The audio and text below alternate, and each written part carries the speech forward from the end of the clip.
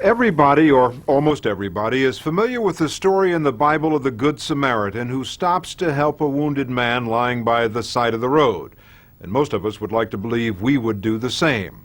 We'd also like to believe that a young college student like David Cash would have been good Samaritan enough to have stepped in and done something, anything, when he saw another young man, his best friend, assaulting a little girl who minutes later his best friend raped and murdered. But for the past few months, David Cash has been the subject of nationwide outrage over his decision to walk away and not even report the rape and murder of 7-year-old Sharice Iverson.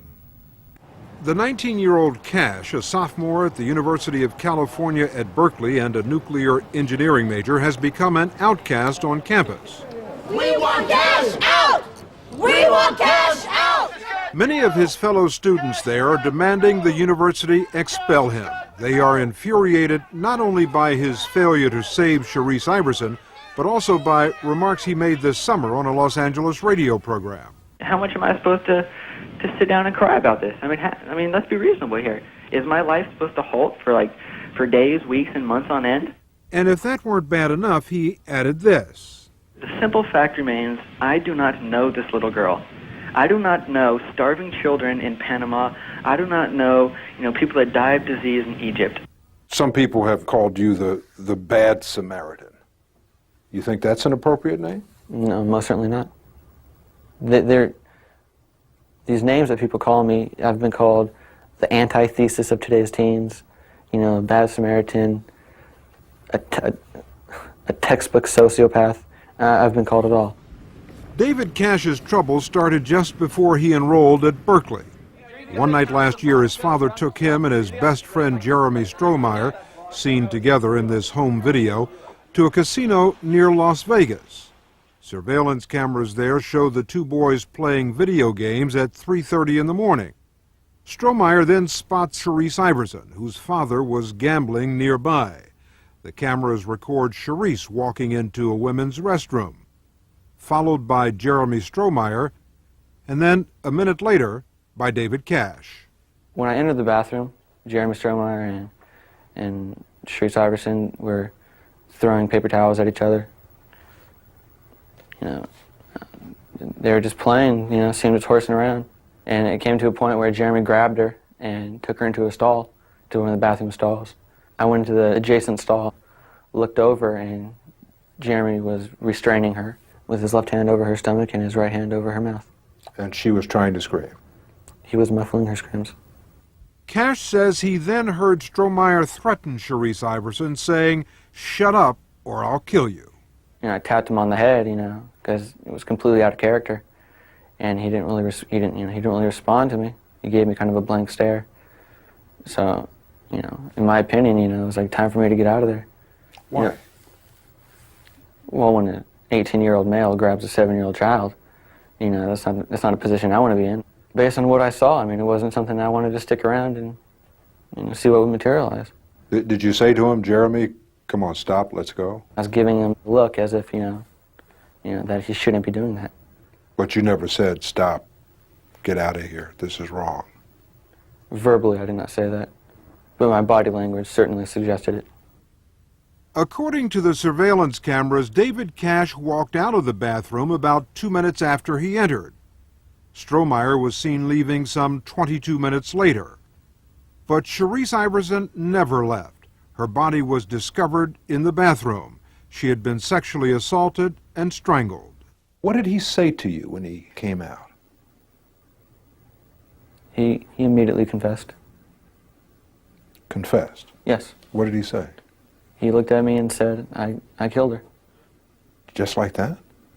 Just like that.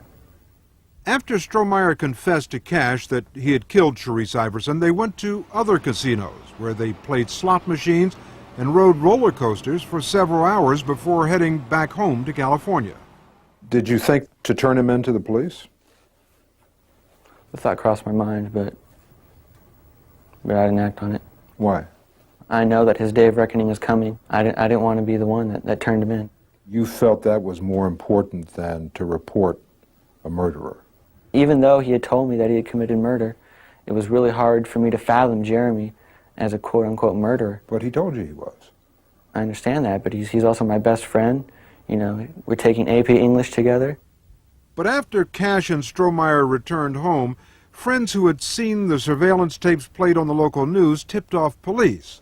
Strohmeyer was charged with murder, and 3 weeks ago, to avoid the death penalty, he pled guilty. He is now serving life in prison without parole. But David Cash, who watched as Strohmeyer physically assaulted a little girl just minutes before she was murdered, has not been charged with any crimes. He's evil! He's evil! Yolanda Manuel is Sharice Iverson's mother. She is estranged from Sharice's father and was not at the casino with him the night of the murder.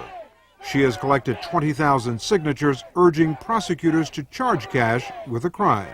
He seen Jeremy Strohmeyer put his hands over her mouth and carried her in the bathroom. He seen it.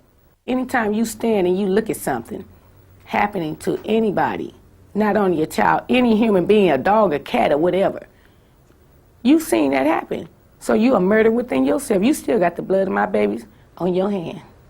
You think he is an accessory to murder? Yes, he is.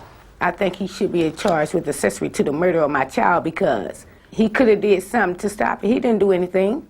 Peggy Lean is the deputy district attorney in Nevada, whose office made the decision not to bring charges against Cash. How would you characterize the conduct of David Cash in this case? Morally reprehensible.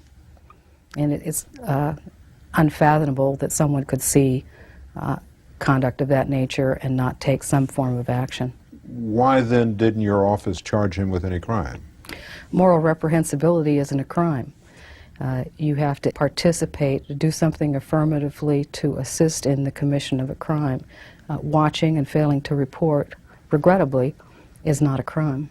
But, I mean, isn't there something wrong with that? I mean, you've got someone who could have saved that child's life and who did nothing about it, and yet there's no way to hold him accountable. There may not be any way to hold him legally accountable. He's certainly accountable in the court of public opinion, and he's certainly accountable ultimately in how people respond to his morally bankrupt behavior. We asked David Cash to explain his behavior to a group of fellow students we assembled on the campus of Berkeley, and he agreed.